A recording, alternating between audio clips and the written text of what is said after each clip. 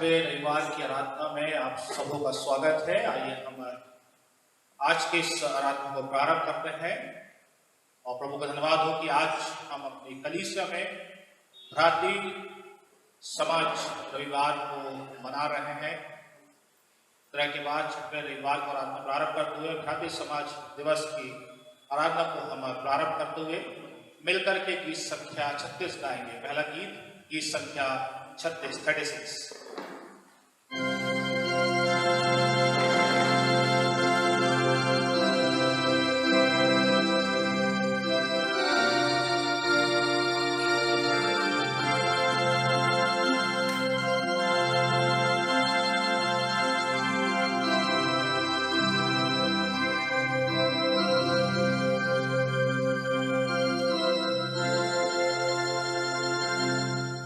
Krishna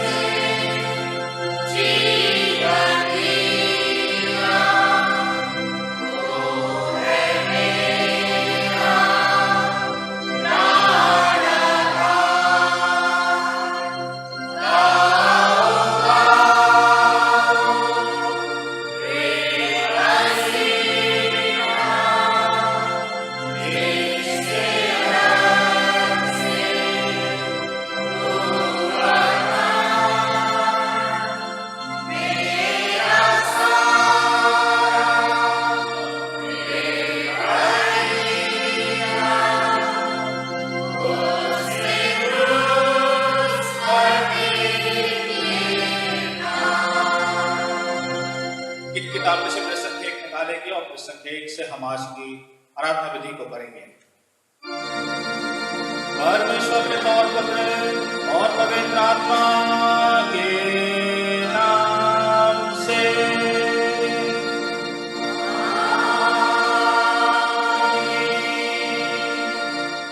प्रभु में प्रियो, आओ हम सच्चे मन से अपने पिता परमेश्वर के निकट आकर अपने पाप स्वीकार करें और ये प्रार्थना करें कि वह प्रभु यीशु के नाम से हमारे पापों को क्षमा करे। हमारी सहायता प्रभु के नाम में है।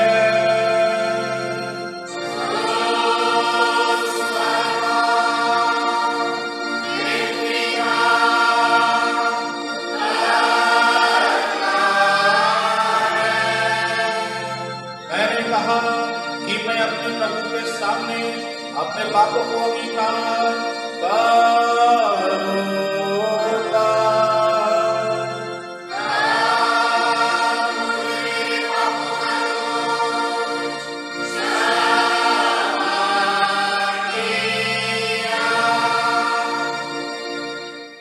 सर्वशक्तिमान परमेश्वर, हमारे कर्ता और दाता, हम अधम पापी तेरे सामने मान लेते हैं कि हम स्वाभाविक से पाप में अशुद्ध हैं और कि हमने मनसा वाचा कर्म से तेरे विरुद्ध पाप किया है। इसलिए हम तेरे अनुग्रह खोजने और प्राप्त करने के लिए प्रभु यीशु मसीह के द्वारा तेरे अपार दया की शरण लेते हैं। तेरे दयालु पिता, तू जिसने अपने गौतम पुत्र को हमारे पापों के कारण मृत्यु को दिया, हमारा दया कर और उसी के कारण हमारे सब पापों को क्षमा कर। तो अपने पवित्र आत्मा के द्वारा हमें अपना सच्चा आत्मिक ज्ञान दे कि हम तेरी इच्छा को पहचानें और वचन का ठीक आज्ञा पालन करें, जिससे कि तेरे द्वारा हमारा जीवन का हमारे प्रभु यीशु मसीह के द्वारा। आमीन।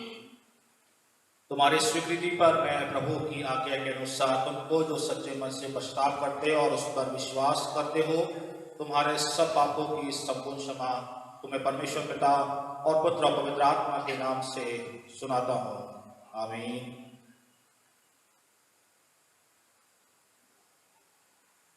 के बाद छठवें रविवार के लिए और ठाकुर समाज दिवस रविवार के लिए ठहराया गया इंट्राइट का पाठ, जो गीत किताब में से संख्या 80 पर हमें मिलता है।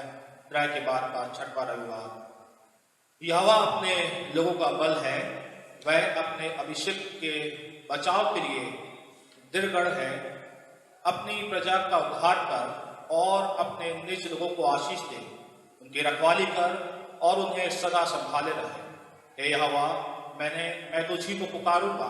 हे मेरी चट्टान, मेरी अनसुनी ना कर, नहीं तो मैं तेरे चुप रहने से मैं कब्र में पड़े हुए के समान हो जाऊंगा। परमेश्वर पिता और पुत्र और पवित्र आत्मा की महिमा होवे।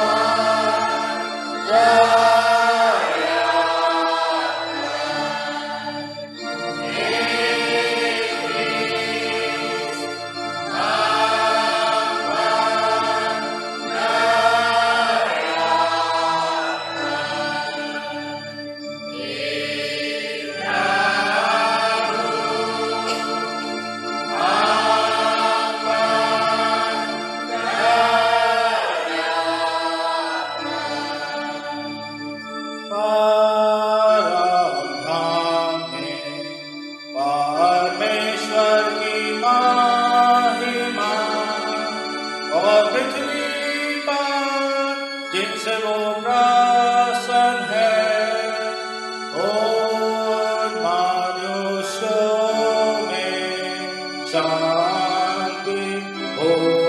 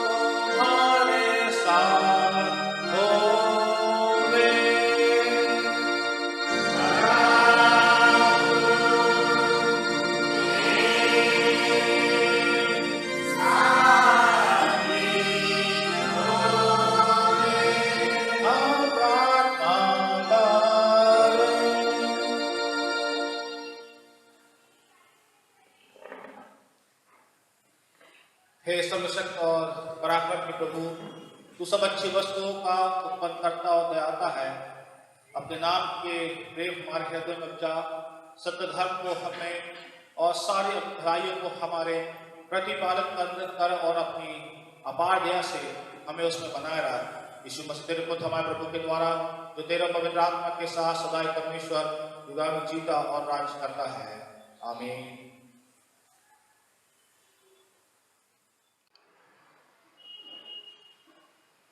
राज्य समाज दिवस रविवार के लिए कराया गया पुराने नियम का पाठ इस वक्त हम सुनेंगे, जो मिलता है एजरा नबी किताब, उसका 3रा अध्याय 1 पद से लेकर 7 पद पर। एजरा 3 पहले पद से 7 पद तक। पुराने नियम का पाठ जो हमें मिलता है एजरा 3 पहले पद से 7वें पद तक। यहाँ पर परमेश्वर के वचन में इस प्रकार लिखा हुआ है, जब 7वां महीना आया और इस्राएली अपने अपने नगर में बस गए, तो लोग यरूशलेम में एक मन होकर इकट्ठे हुए। तब योसादाक के पुत्र यीशु ने अपने भाई याजकों समेत और शालतिएल के पुत्र जरुब्बाबेल ने अपने भाइयों समेत कमर बांधकर इस्राएल के परमेश्वर की वेदी को बनाया कि उस पर होम बलि चढ़ाएं, जैसा कि परमेश्वर के भक्त मूसा की व्यवस्था में लिखा है। तब उन्होंने वेदी को उसके स्थान पर खड़ा किया, क्योंकि उन्हें उस ओर के देशों के लोगों का भय रहा, और वे उस पर यहोवा के लिए होम बलि अर्थात प्रतिदिन सवेरे और सांझ की होम बलि चढ़ाने लगे। उन्होंने झोपड़ियों के पर्व को माना, जैसा कि लिखा है, और प्रतिदिन के होम बलि एक एक दिन की गिनती और नियम के अनुसार चढ़ाए। उसके बाद नित्य होम बलि और नए नए चाँद और यहोवा के पवित्र किए हुए सब नियत पर्वों के बलि और अपनी अपनी इच्छा से यहोवा के लिए सब स्वेच्छा बलि हर एक के लिए बलि चढ़ाए। 7वें महीने के पहले दिन से वे यहोवा को होम बलि चढ़ाने लगे, परंतु यहोवा के मंदिर की नींव तब तक न डाली गई थी। तब उन्होंने पत्थर गढ़ने वालों और कारीगरों को रुपया और सीदोनी और सोरी लोगों को खाने पीने की वस्तुएं और तेल दिया कि वे फारस के राजा खुसरू के पास पत्र के अनुसार देवदारू की लकड़ी लबानोन से याफा के पास के समुद्र में पहुंचाएं। यहाँ पर आज के दिन के लिए ठहराए गए पुराने नियम का पाठ समाप्त होता है। इसी के साथ आज के दिन के लिए ठहराए गए पत्री के पाठ को भी हम सुनेंगे। इब्रानियों के नाम की पत्री, उसका दूसरा अध्याय 5 पद से 18 पद तक। इब्रानियों उसका दूसरा अध्याय 5 से 18।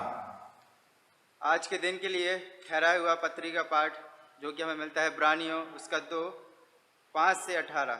यहाँ इस प्रकार लिखा हुआ है, उसने उस आने वाले जगत को जिसकी चर्चा हम कर रहे हैं स्वर्गदूतों के अधीन ना किया, वरन किसी ने कहीं यह गवाही दी है, मनुष्य क्या है कि तू उसकी सुधि लेता है, या मनुष्य का पुत्र क्या है कि तू उसकी चिंता करता है।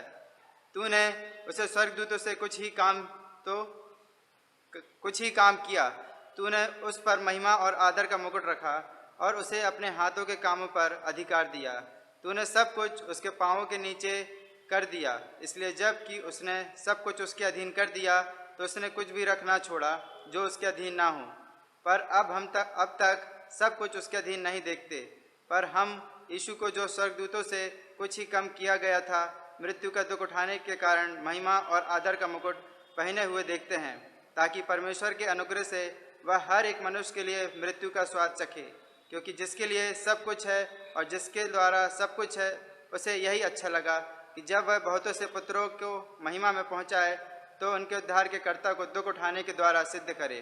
क्योंकि पवित्र करने वाला और जो पवित्र किए जाते हैं सब एक ही मूल से हैं, इसी कारण वह उन्हें भाई कहने से नहीं लजाता। वह कहता है, मैं तेरा नाम अपने भाइयों को सुनाऊंगा, सभा के बीच में मैं तेरा भजन गाऊंगा। और फिर यह, मैं उस पर भरोसा रखूंगा।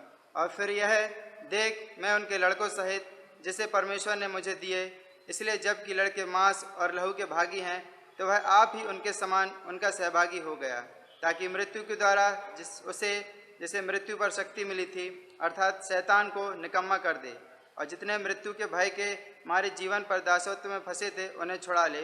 क्योंकि वह तो स्वर्गदूतों को नहीं वरन अब्राहम के वंश को संभालता है। इस कारण उसको चाहिए था कि सब बातों में अपने भाइयों के समान बने, जिससे वह उन बातों में जो परमेश्वर से संबंध रखती है एक दयालु और विश्वास योग्य महायाजक बने, ताकि लोगों के पापों के लिए प्रायश्चित करे। क्योंकि जब उसने परीक्षा की दशा में दुख उठाया तो वह उनकी भी सहायता कर सकता है जिनकी परीक्षा होती है। यहाँ पर आज के दिन के लिए ठहराए गए पत्री का पाठ समाप्त होता है। आइए हम दूसरे नंबर गीत गाएंगे मिलकर के, गीत नंबर 390, गीत नंबर 390।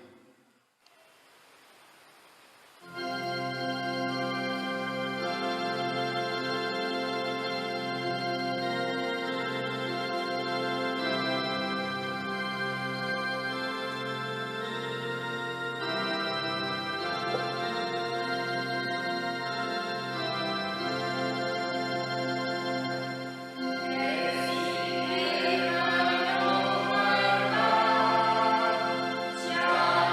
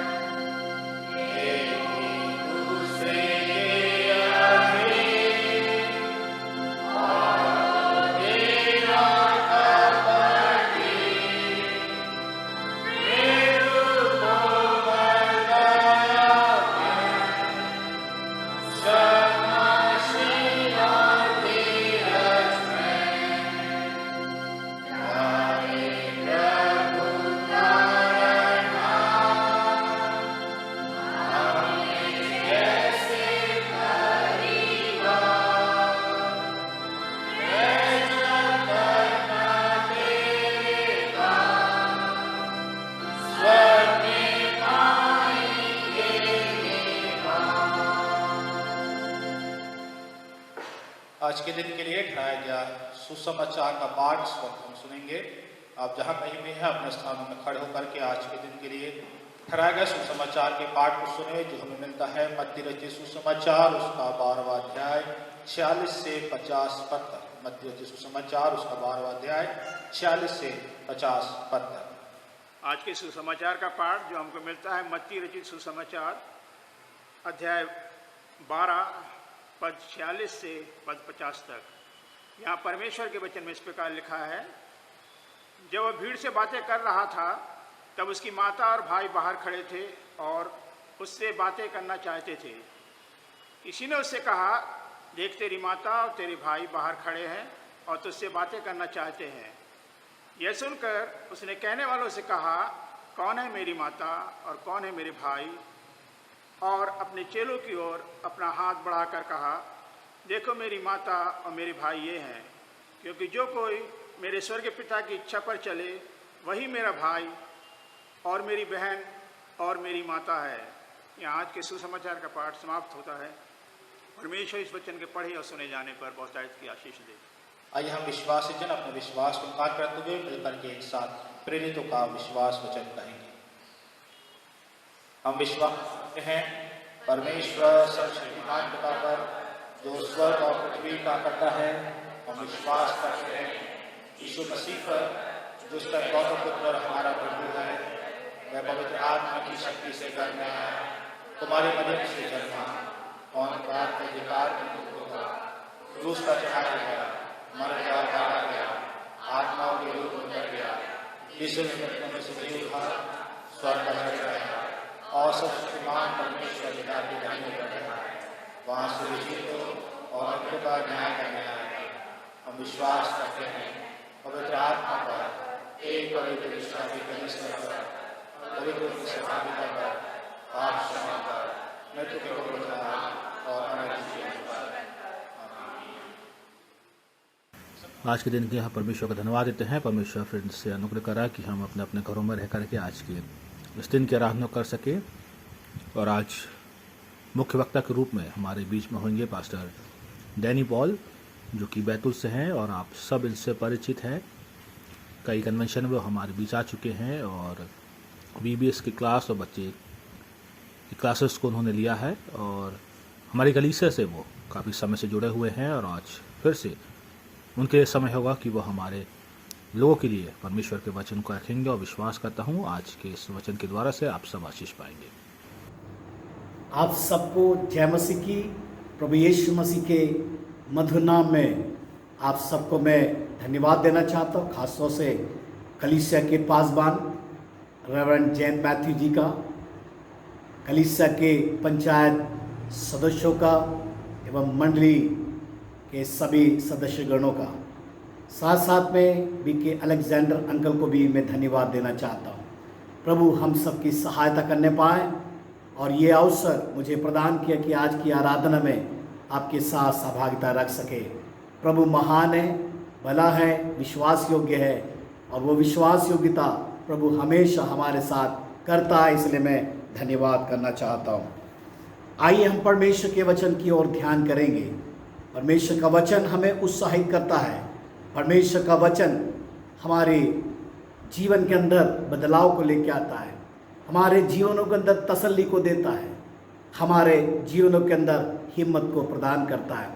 परिस्थितियों में, परेशानियों में परमेश्वर हमारी अगुवाई करता है, लेकिन वो परमेश्वर हमारे जीवनों को जांचता है। वो परमेश्वर हमारे जीवनों को देखता है कि हम कितने विश्वास योग्य उस परमेश्वर के साथ हैं। और वो परमेश्वर इस बात को भी देखता है कि मेरे साथ, मेरे नज़दीकी में कितना बना हुआ है। आइए हम परमेश्वर के वचनों के द्वारा उत्साह को पाएं, परमेश्वर हमको बल देने पाए। आज के मनन के लिए भजन संहिता 121 उसका 1 और 2 पद मैं आप लोग के लिए पढ़ूंगा। यहाँ पर इस प्रकार लिखा है, मैं अपनी आंखें पर्वतों की लगाऊंगा, मुझे सहायता कहाँ से मिलती है? मुझे सहायता यहोवा की ओर से मिलती है, जो आकाश और पृथ्वी का करता है। परमेश्वर इस वचन पढ़े जाने और सुने जाने में हम सबको आशीष देने पाए। या ये वचन सचमुच हमें हिम्मत देता है। और एक आज का जो वचन मैं आप लोग को जो बताने जा रहा हूँ और आपको मैं उत्साहित भी करने जा रहा हूँ, और वचन जो है बहुत ही महत्वपूर्ण है हमारे दैनिक जीवन के लिए, हमें आगे बढ़ने के लिए। आज का जो मेरा विषय है, in the pain God make us strong. दर्द के समय परमेश्वर हमें मजबूत बनाता है। दर्द के समय परमेश्वर हमें मजबूत बनाना चाहता है। प्रियो, बीते दिनों में हमने अपना जीवन बड़े दर्दनाक तरीके से व्यतीत किया।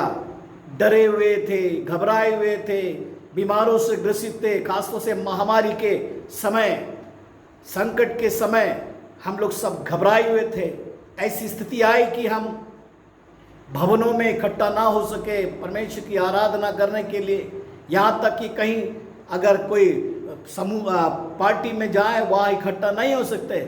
ऐसी परिस्थिति में हमारा जीवन चल रहा था, दर्द से भरा हुआ जीवन था। लेकिन परमेश्वर इस दर्द भरे अवस्था में हमको वो मजबूत बनाना चाहता है, वो मजबूती हमें देना चाहता है, और वो मजबूती को हम इन दिनों में प्राप्त करें। मैं आपको वचन के द्वारा उत्साहित करना चाहता हूँ। सचमुच प्रभु कितना महान है, वह हमारी अगुवाई करता है। इसलिए भजनकार यहाँ पर कहता है, मैं अपनी आंखें पर्वतों की ओर लगाऊंगा, मुझे सहायता कहाँ से मिलेगी। हम परिस्थिति में, परेशानी में हम लोग ताक रहते हैं, कौन मेरी सहायता करेगा, कौन मेरी मदद करेगा, कौन मेरी जरूरतों को पूरा करेगा। कई लोग की नौकरियां चली गई, कई लोग की नौकरियों के ना होने के कारण घरों में पाए जाते थे। लॉकडाउन था, पूरी तरह से बंद था। कोई ना कोई बाहर जाकर कोई चीज को सही रीति से खरीद सकता था, कहीं सही रीति से जाकर कामों को नहीं कर सकता था। हम देखते हैं कि बच्चे भी बड़े परेशानी में अपने जीवनों को व्यतीत किए, कारण स्कूलों में उनके लिए जाने के लिए रास्ता बंद हो गया, ये कह सकते हैं उनके लिए स्कूल बंद हो गए। और इस परिस्थिति में हम देखते हैं लोग ये कहने लगे, यहाँ तक कि एक आपस में एक दूसरे को कह रहे थे कि क्या होगा, दोष लगा रहे थे, परमेश्वर को भूल गए थे। लेकिन परमेश्वर ने इस दर्द भरे समय, ये दर्दनाक समय, ये कह सकते हैं परिस्थिति के समय, बीमारी के समय, परमेश्वर ने हमारे जीवनों को मजबूत किया।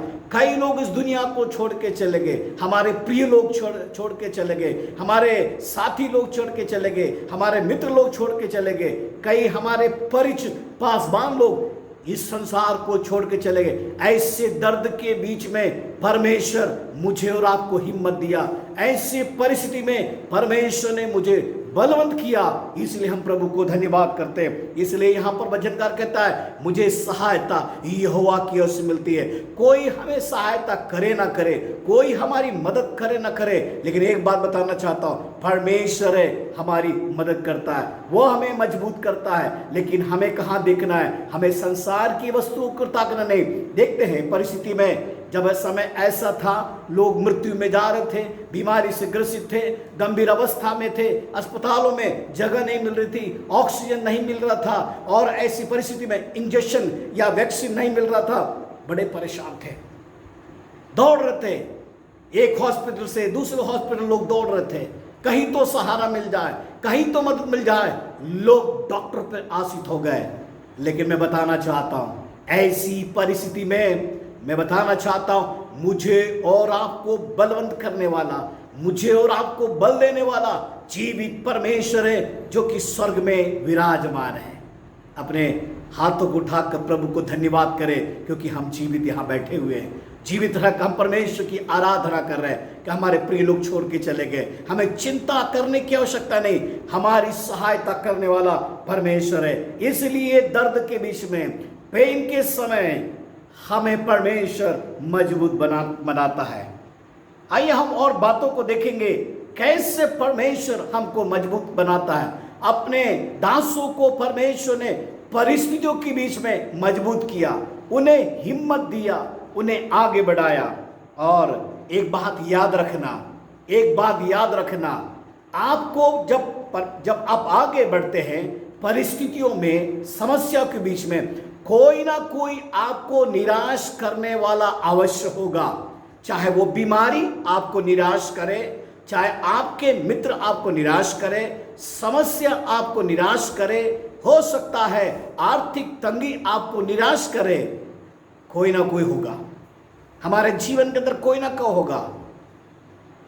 और ऐसी परिस्थिति में परमेश्वर हमको बल देता है। आइए हम वचनों को देखेंगे।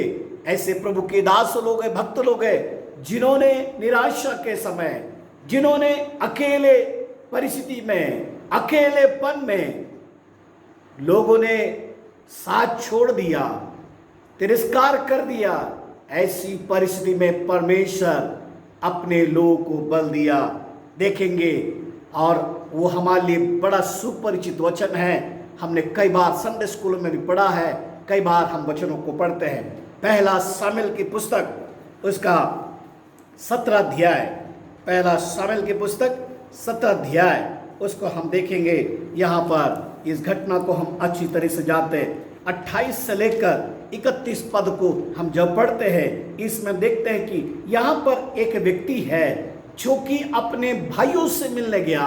उसके पिता ने उसको भेजा कि जाओ अपने भाइयों का हालचाल पूछ के आओ, उनके बारे में जानकारी लेके आओ कि वो क्या कर रहे हैं।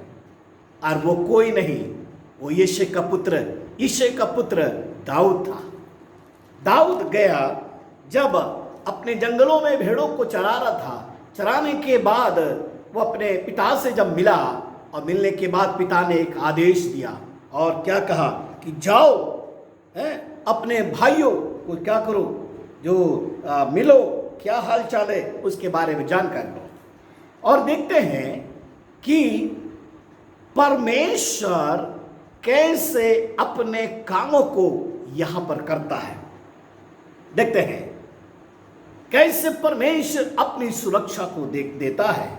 इसका मतलब यह है, दर्द के समय, तकलीफ के समय, अकेलेपन जो होता है हमारे जीवन के अंदर, उस समय परमेश्वर कैसे हमें मजबूत बनाता है। और ये मजबूती कब प्राप्त कर सकते हैं? जब हम परमेश्वर पर भरोसा करते हैं, जब परमेश्वर पर विश्वास करते हैं, परमेश्वर की उपस्थिति को जब महसूस करते हैं। यानी चारों ओर हमारी परिस्थिति होगी हमें गिराने के लिए, लेकिन उस समय जब परमेश्वर को ध्यान करते हैं, परमेश्वर की उपस्थिति में बढ़ते हैं, परमेश्वर हमें और मजबूत करता है। सबसे पहली बात हम यहाँ पर देखेंगे कि परमेश्वर हमारी रक्षा या हमें ताकत कैसे देता है। यहाँ पर देखते हैं, जब दाऊद, पहला शामिल की पुस्तक उसका 17 अध्याय उसका 28 से 30 पद को आप देखेंगे। जब दाऊद उन मनुष्यों से बातें कर रहा था, तब उसका बड़ा भाई एलियाब सुन रहा था। और एलियाब दाऊद से बहुत क्रोधित होकर कहने लगा, तू यहाँ क्यों आया है? और जंगल में उन थोड़ी सी भेड़ बकरियों को तो किसके पास छोड़ आया है?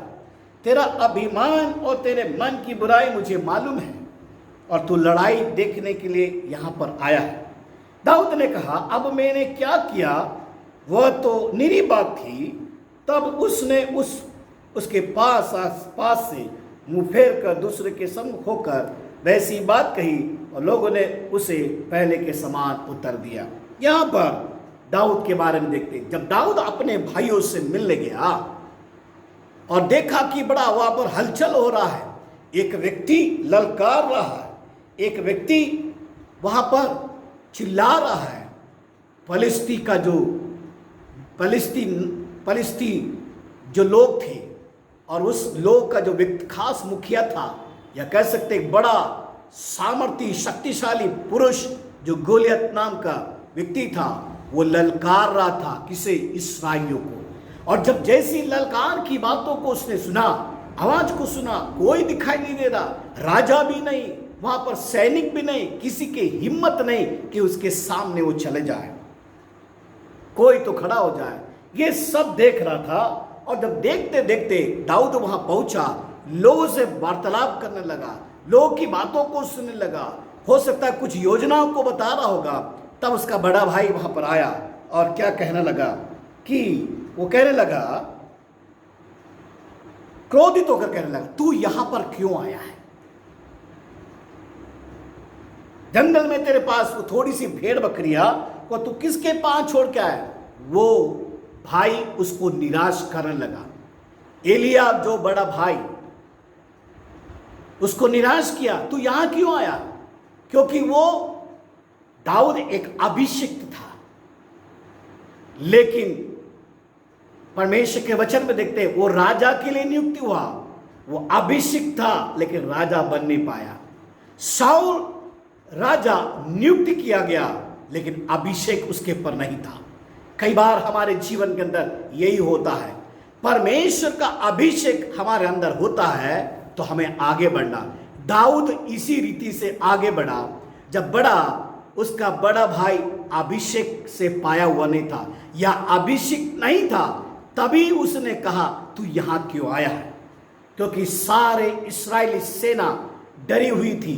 कोई भी आगे बढ़कर काम को करना नहीं चाह रहा था। कोई भी आगे बढ़कर उस ललकारा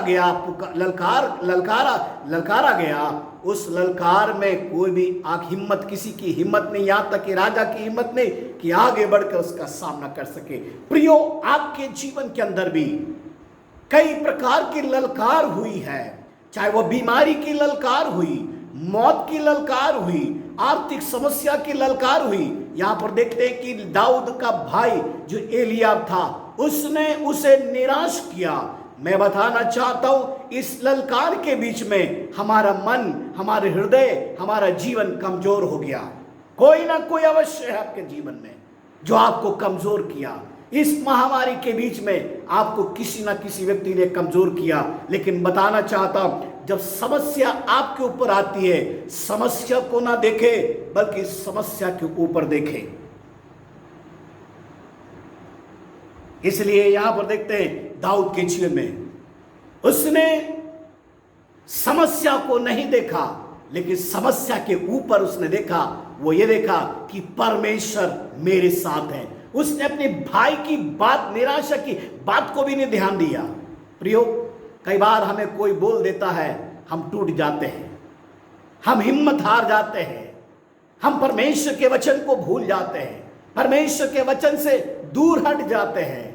कारण क्या है? किसी व्यक्ति की बातों को सुनकर, परिस्थिति को देखकर हम निराश हो गए, और जब निराश हो गए हम अपने जीवन को सोचते कि अब हम कुछ नहीं है, हम आगे कुछ नहीं कर पाएंगे या कुछ नहीं हो सकता है। लेकिन एक बात याद रखना, दाऊद के पास हिम्मत थी और उसके भाई ने, जो शाऊल राजा था, उसने इस बात को समझ लिया, क्योंकि सब लोग ने कहा कि हम राजा के पास जाएंगे, राजा की बातों को सुनेंगे, राजा से चर्चा करेंगे। तब क्या हुआ? दाऊद ने शाऊल से कहा, किसी मनुष्य का मन उसके कारण कच्चा ना हो, तेरा दास उस फलिस्ती से लड़ेगा। देखो, दाऊद यहां शाऊल से क्या कह रहा है? जब बड़े भाई ने इस बात को कहा, नकारा, उसको निराश किया, लेकिन दाऊद के पास एक हिम्मत थी। उसने क्या कहा? किसी मनुष्य का मन उसके कारण कच्चा ना हो। किसी भी मनुष्य का मन उसके कारण कच्चा ना हो, तेरा दास जाकर उस फलिस्ती से लड़ेगा। प्रियो, एक बात याद रखना, मुझे नहीं मालूम महामारी के समय आप किस रीति से निराश हो गए, किसे निराश किया होगा, डर आपके अंदर आ गया, आप घबरा गए। लेकिन एक बात याद रखना, मन कच्चा उसके कारण नहीं होना है। हो सकता है आपके प्रियो ने आपको छोड़ दिया होगा, उसके कारण मन कच्चा नहीं करना, क्योंकि दाऊद यह हिम्मत के साथ कहता है कि किसी भी कारण मन कच्चा नहीं होना, किसी भी बातों के कारण मन कच्चा नहीं होना, क्योंकि लिखा है तेरा दास फलिस्ती से लड़ेगा।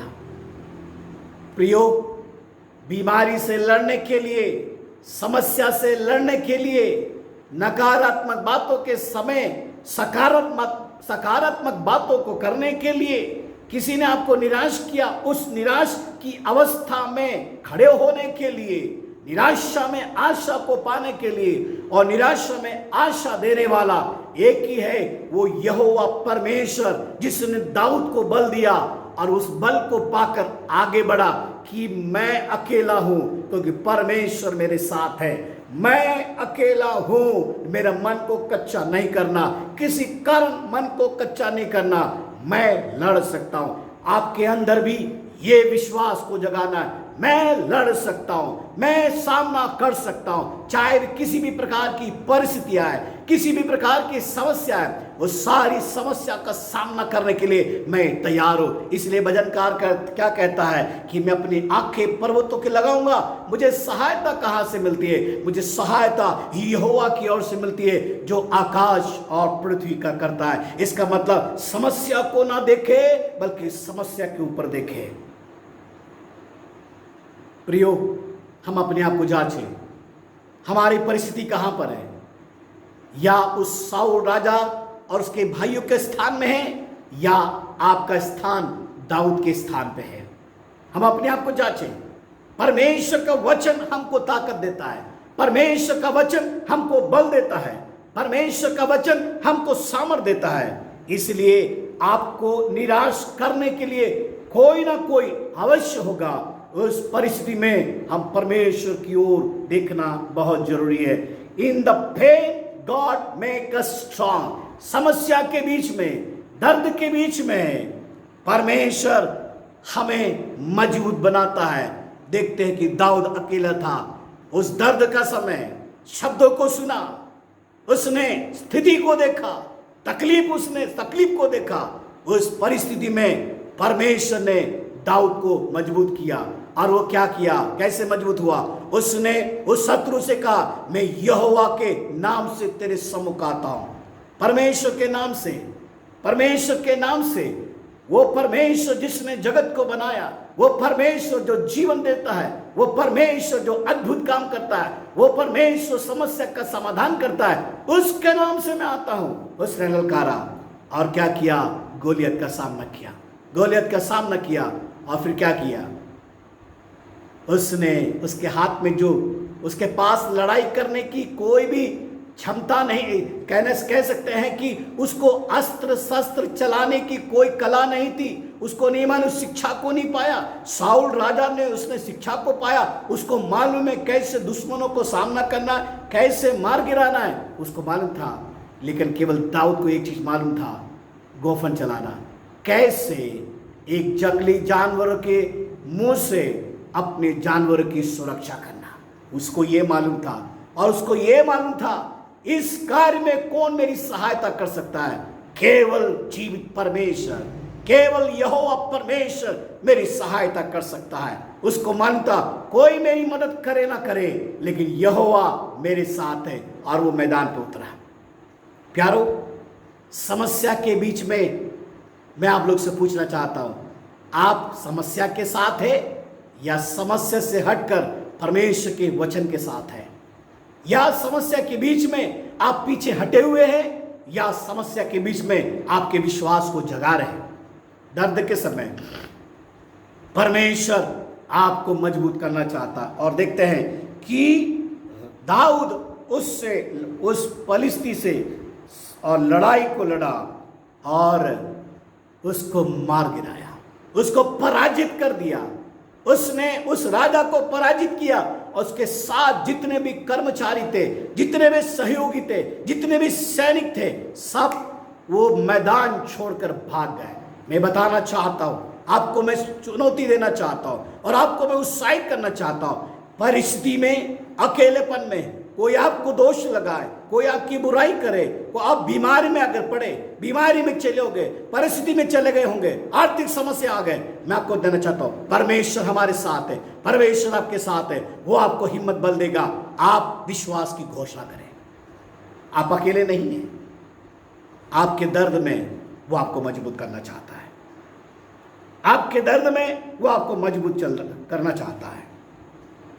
और वो कैसे मजबूत करता है, कैसे उठाए चलता है आपको, किस प्रकार आपको महसूस नहीं होगा।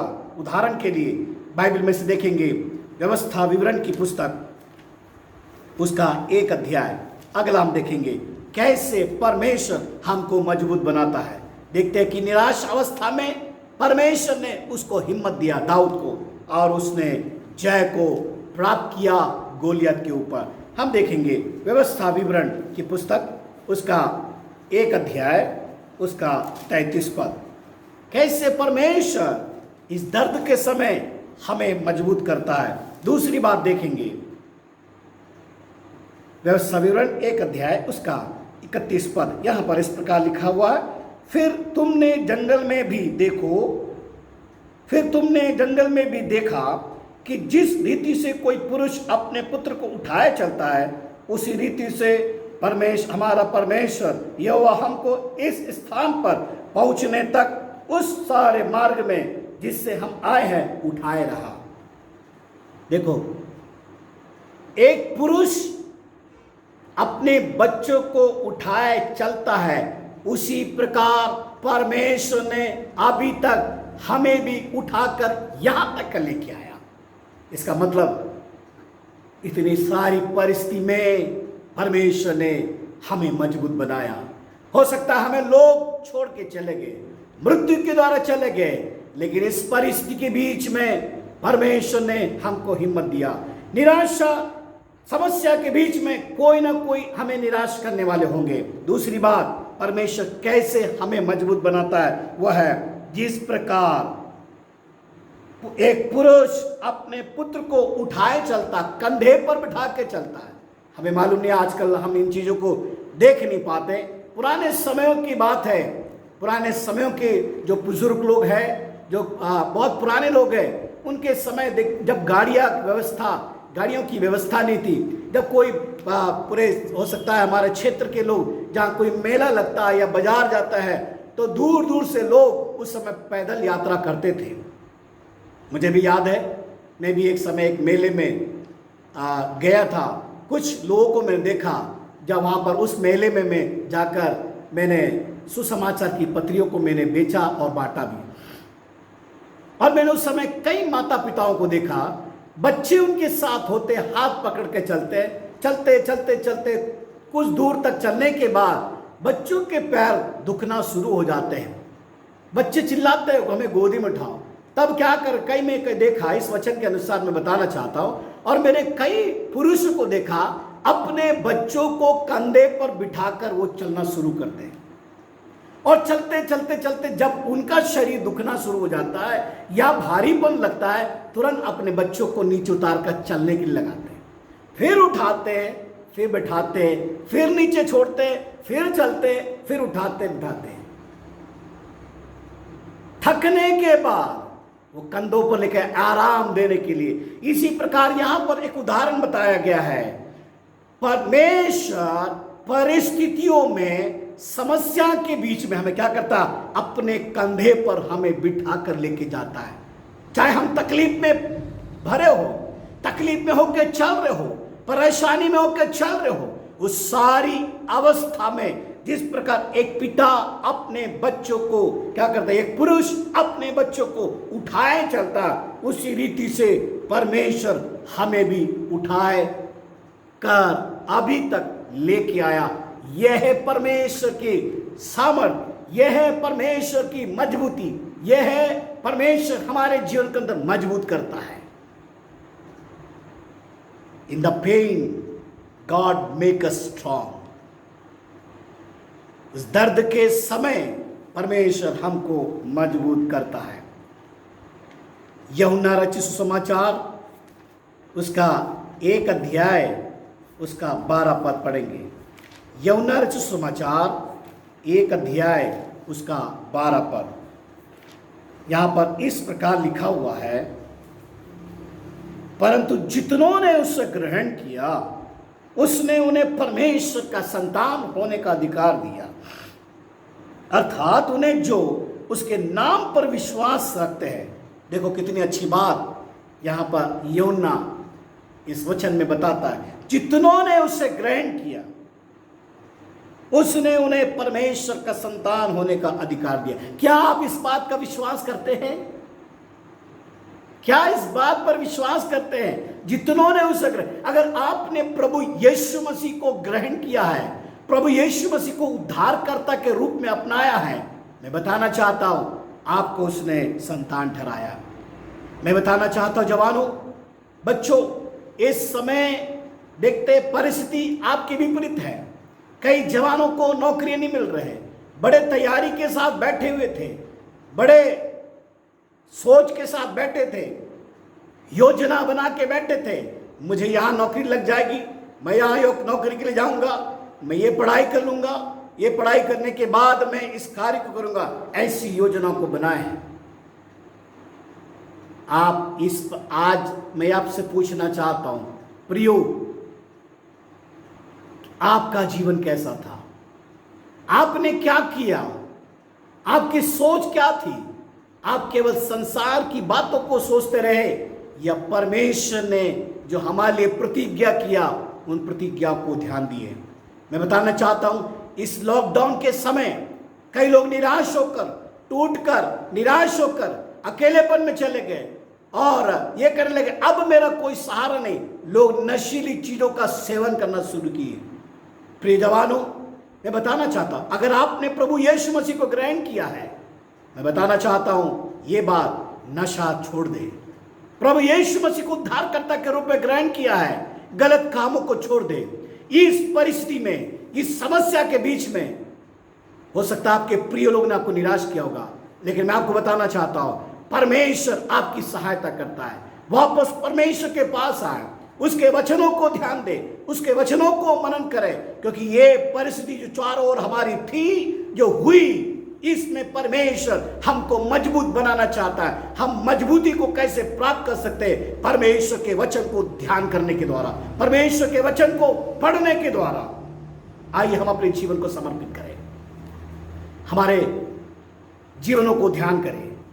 जितनों ने उसे ग्रहण किया, जितनों ने उसे ग्रहण किया, उसने उन्हें परमेश्वर का संतान होने का अधिकार दिया, अर्थात उन्हें जो उसके नाम पर विश्वास रखते हैं। क्या आप यीशु मसीह पर विश्वास करते हैं? क्या यीशु नाम पर विश्वास करते हैं? In the pain God make us strong. दर्द के समय परमेश्वर हमको मजबूत बनाना चाहता है। और इस मजबूती कैसे मिलेगी? आप परमेश्वर पर भरोसा करें। जिस प्रकार एक पुरुष अपने बच्चों को उठाए चलता है, उसी प्रकार परमेश्वर हमें उठाकर अभी तक लाया, शरीर में बल दिया, शरीर में ताकत दिया, बीमारी समस्या के समय हमें उससे बाहर निकाला, आज हमें जीवित रखा और हम जीत पा जाते हैं। हमारे प्रिय लोग छोड़ के चले गए, लेकिन प्रभु इस बात को स्मरण दिलाता है, इस बात को याद दिलाता है कि हम सचेत हो जाएं, हम सचेत हो जाएं, प्रभु के वचन की बातों को पूरी करें।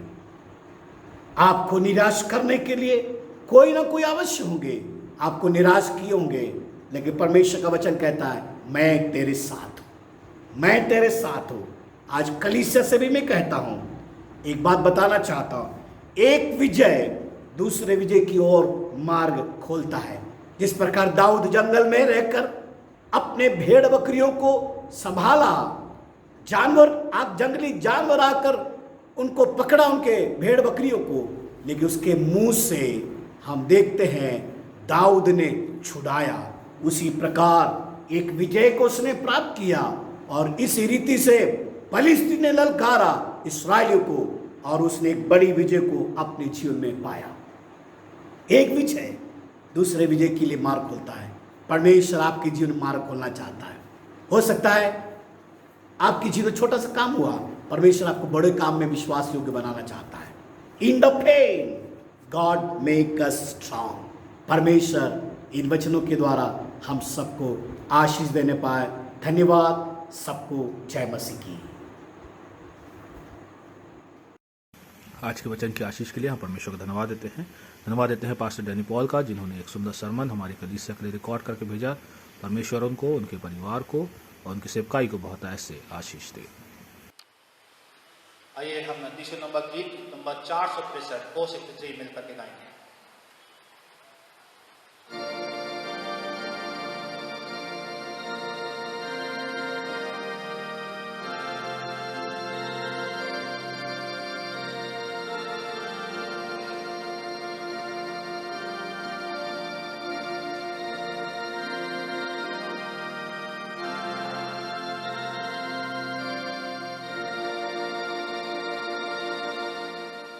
Alleluia.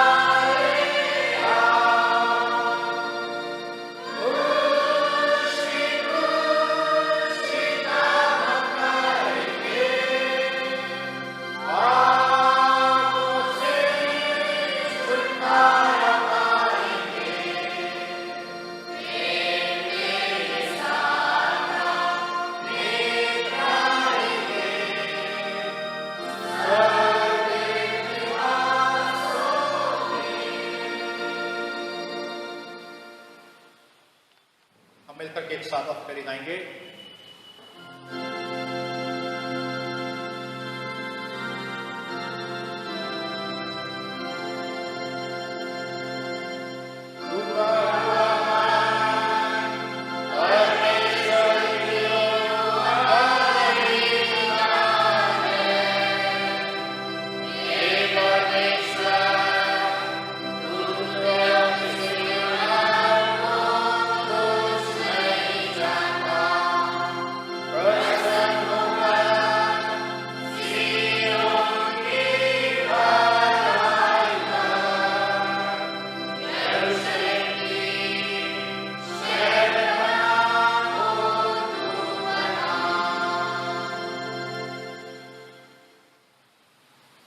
आइए दान के लिए हम गीत संख्या 22 गाएंगे और उसी गीत के दौरान आज का दान दिया जाएगा। गीत संख्या 22, धन्यवाद सदा प्रभु क्रिस्त तुझे।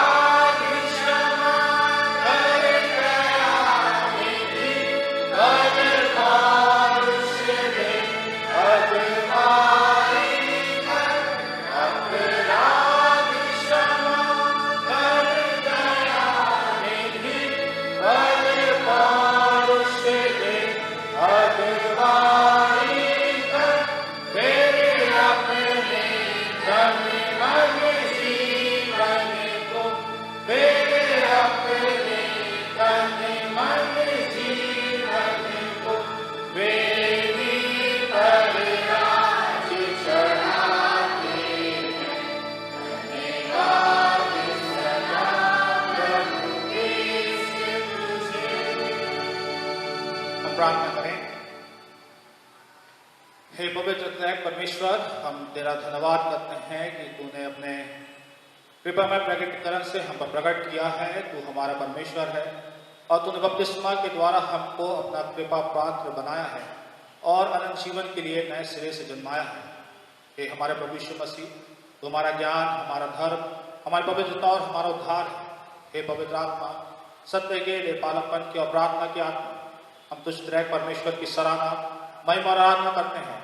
हमारे पास आ, हमारे हृदय में वास कर, हमें सच्चा विश्वास और जीवती आशा उत्पन्न कर, और ऐसा कर कि हम अंत को तेरे पवित्र दूतों और सब चुनुओं के साथ तेरे स्वर्गिक निवासों में और तेरे उस पवित्र स्थान में तेरी भक्ति, स्तुति और सेवा कर सके। परमेश्वर पिता, हम धन्यवाद देते हैं कि आज हम अपनी कलीसिया में भ्रातृ समाज दिवस रविवार को मना रहे हैं। हम अपने कलीसिया के हर एक भ्राता भाइयों के लिए, हर एक जवान भाई बहनों के लिए, और हर एक वो लोग जो हमारी कलीसिया में पाए जाते हैं, हर एक पर आपकी बड़ी आशीष की प्रार्थना को बोलते हैं। हमारे सभी मसीह परिवारों पर आपका अनुग्रह और आपकी आशीष और आपकी शांति बनी रहे। जैसे आपने आज तक इस कलीसिया को संभाला है, आने वाले दिनों में प्रभु जी आप इस कलीसिया की अगुवाई करें। प्रभु जी हम विशेष प्रार्थना करना चाहते हैं हमारे कलीसिया के वो लोग जो अस्वस्थ है, प्यारे पिता, बीमारी की दशा में है। हम याद करना चाहते हैं मिसेस सेलिना थॉमस को, जिनके सर में प्रभु जी ट्यूमर है। प्रभु जी हमारा विश्वास, हमारा भरोसा आप पर है, और जब जब प्रभु जी हमने अपने लोगों के लिए प्रार्थना करी है, आप हमारी प्रार्थना को सुना है। हम उनके लिए आपके नाम से चंगाई की प्रार्थना को बोलते हैं। हम भाई जॉर्ज अंबर के धन्यवाद देते हैं। प्रभु जी आपने जिसके लिए एक अच्छा इलाज का प्रबंध करा और वो जवान पहले से स्वस्थ है, तंदुरुस्त है, प्यारे पिता, हम उसके लिए भी चंगाई की प्रार्थना को बोलते हैं। मिसेस वीडी आश्रय के लिए प्रभु जी हम चंगाई की प्रार्थना आपके नाम से बोलते हैं। मिसेस अनुग्रह ओरेल के प्रभु जी प्रार्थना करते हैं। बीते दिनों में हमने किसी बेटी से प्रभु जी उनके लिए प्रार्थना करा, और प्रभु जी आपने एक बड़ी चंगाई उनके जीवन में दिया। हम आपको धन्यवाद देते हैं, और जो धन्यवाद की भेंट प्रभु जी उन्होंने आपको अर्पित करी है, हमारी प्रार्थना है आप उनके धन्यवाद की भेंट को ग्रहण करें। और प्रभु जी हम उनके लिए संपूर्ण चंगाई की प्रार्थना को बोलते हैं। जो भी प्रभु जी उनके शरीर में तकलीफ है, बीमारी है, प्रभु यीशु मसीह हम आज के इस दिन में, और हर एक जो हमारे कलीसिया से बीमार है, हर एक के लिए आज इस दिन में चंगाई की प्रार्थना को बोलते हैं। और हम जानते हैं कि आप अपनी इच्छा के अनुसार हमारे लोगों को छुएंगे, चंगा करेंगे, और एक दिन आएगा जब प्रभु जी हम इसी वेदी से हम उनके लिए धन्यवाद करेंगे। प्यारे पिता, सारा आदम हम आपको देते हुए इस विनती को यीशु मसीह के नाम से मांग संदेश करें। आमीन। हम सब प्रभु की प्रार्थना के साथ कहेंगे, हे हमारे पिता, तू जो स्वर्ग में है, तेरा नाम पवित्र माना जाए, तेरा राज आए, तेरी इच्छा जैसे स्वर्ग में पूरी होती है वैसे स्थिति पर भी है। हमारे दुख की आज हमें दे, और जैसे हमने अपने क्षमा किया वैसा हम प्राप्त क्षमा कर, हमें परीक्षा न ला, हम दुबराई से बचा, कि राज प्राप्त नहीं सदा तेरे। आमीन। परमेश्वर का धन्यवाद स्तुति करो।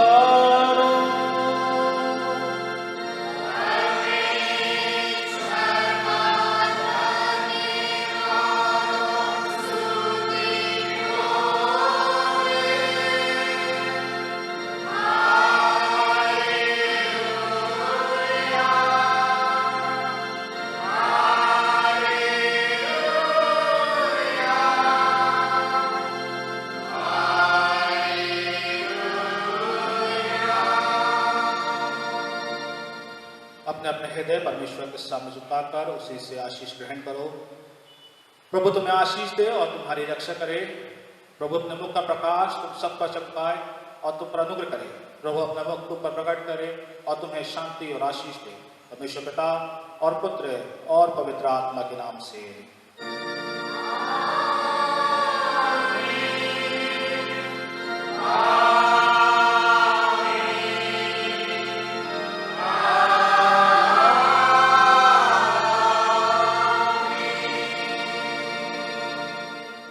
चार सौ 71 नंबर कंटिन्यू कीजिए। गीत नंबर 471 471।